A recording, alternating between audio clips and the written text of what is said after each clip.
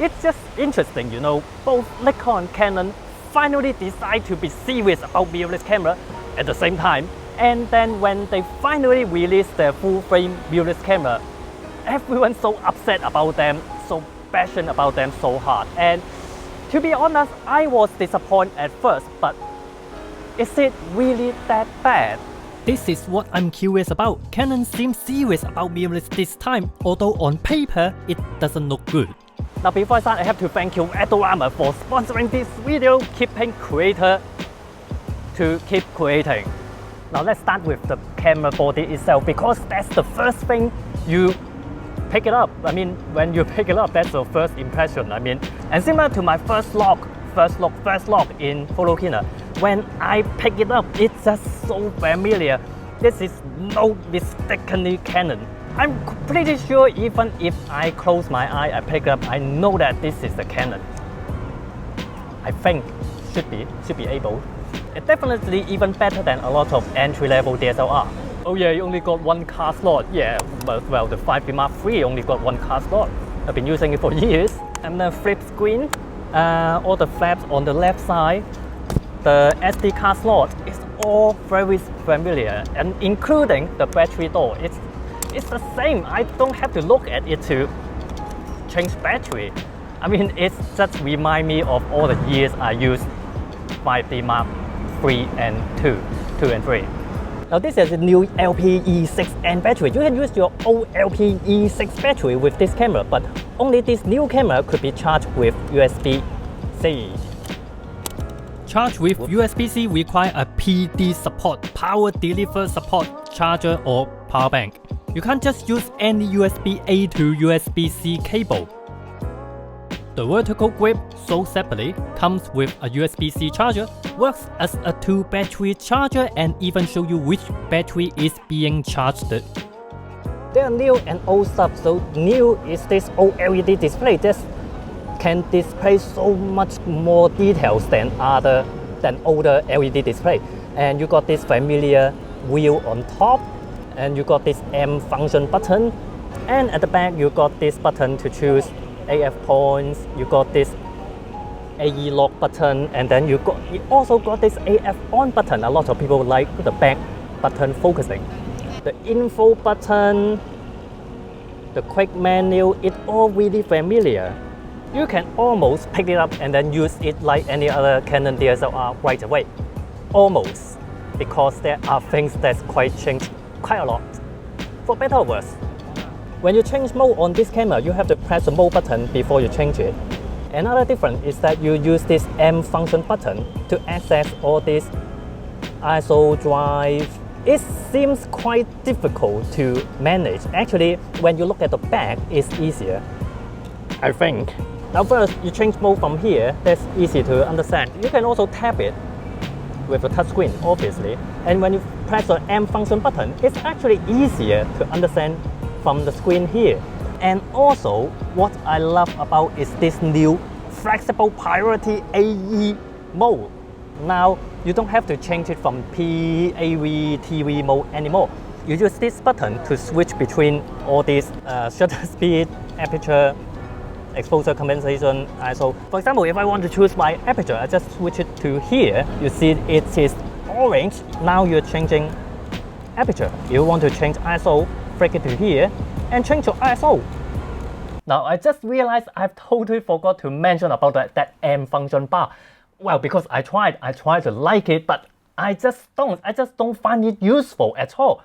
I basically turned it off and then totally forgot about it. I mean, the button, the hardware itself actually works really well, responsive, sensitive, but I really rather to have physical dials, maybe just 2 more function buttons, because on the camera when you're grabbing it, it's just too easy to accidentally press that function bar thing. I mean, people don't like the touch bar on MacBook Pro, but at least when you're using it, you're not grabbing that area. You're not going to accidentally touch anything on the bar, and then the bar itself is a display.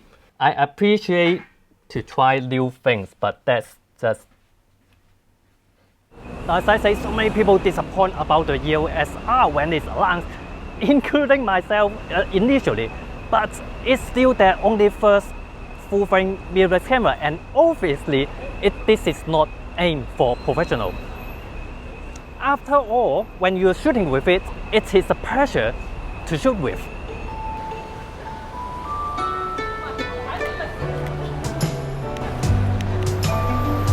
So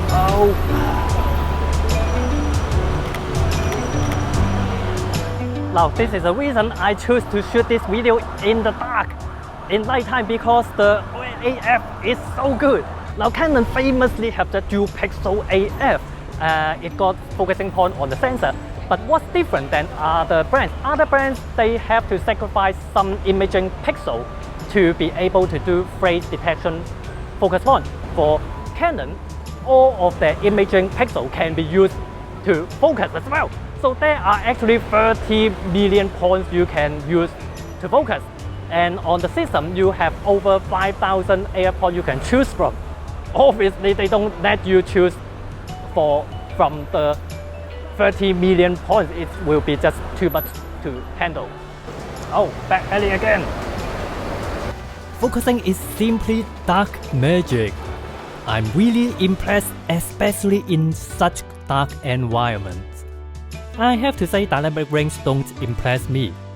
The low light performance is average for today's standard. The lens and camera competition is not light. I mean, maybe because it's so front heavy, I don't feel too much different than using a 5D.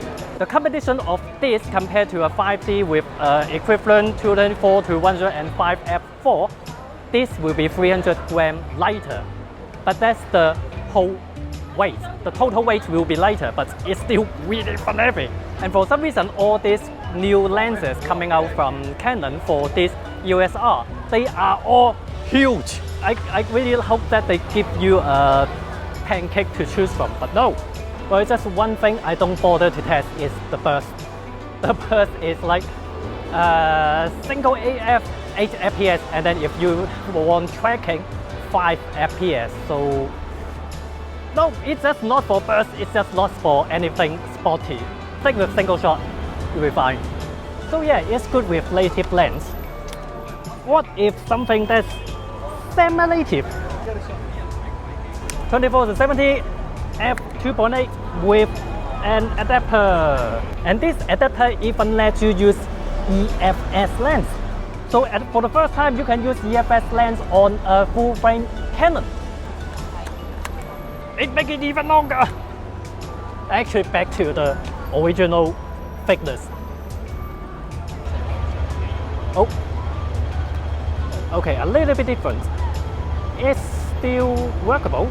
Noticeably slower than native lens, but perhaps just because native lens performance is so well, in comparison it makes the adapter solution looks bad. Now, okay, video feature. I have to admit that I was furious when I heard that this 4K still got crop lens. I mean, come on, Canon. You put 4K in it, finally full frame mirrorless. Why is a crop to it? But let's go through what this can do first. 4K 30p, 1080, 60p, 720 doesn't matter. 8-bit internal, 10-bit output, it's all pretty standard. One good thing is it can do C-Log internally. Finally! It's only available in M mode. And there's no flat picture profile, there's no cine-like cine profile. It's just C-Log or low log.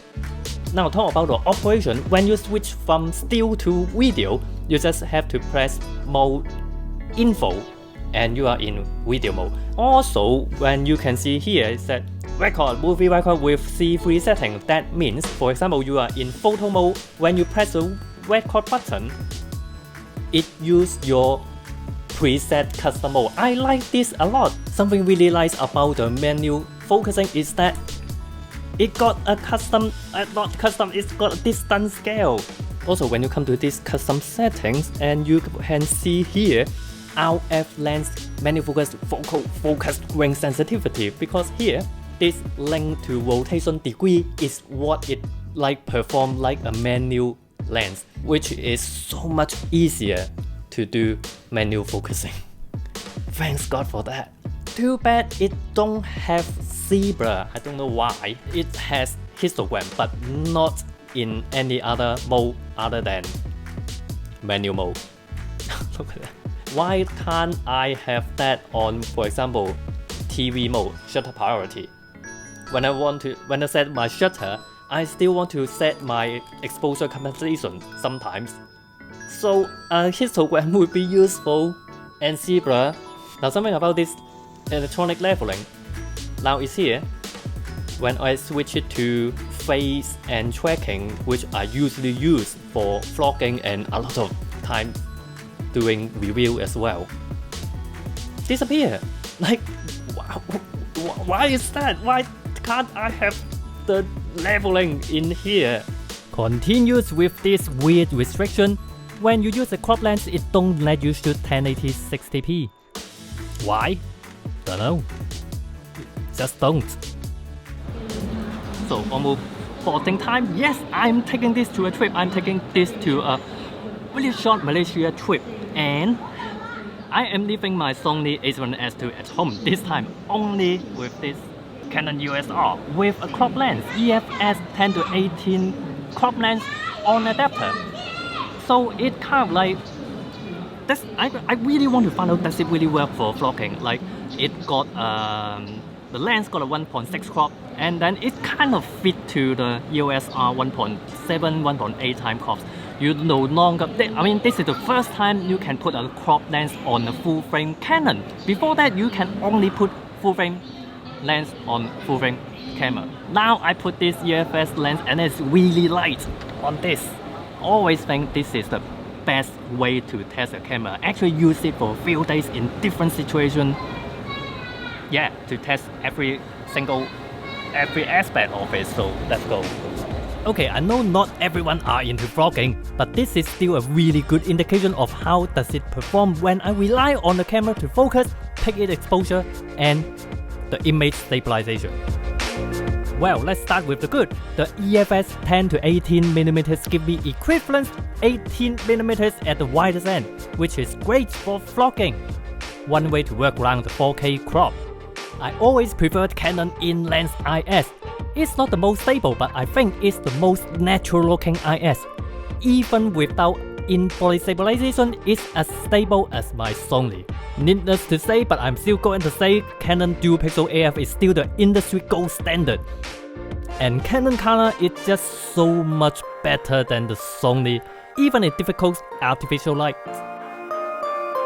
And the battery life is so good. I can get by with just one battery for a whole day, maybe one spare just to be safe. Put it in perspective, with my Sony I have to use 3 batteries and stretching it with a power bank. Low light performance is alright, nothing special here. Now let's talk about the bad. Dynamic range is definitely behind Sony, especially if you are like me who don't want to use log profile. Canon don't provide any flatter cine profile.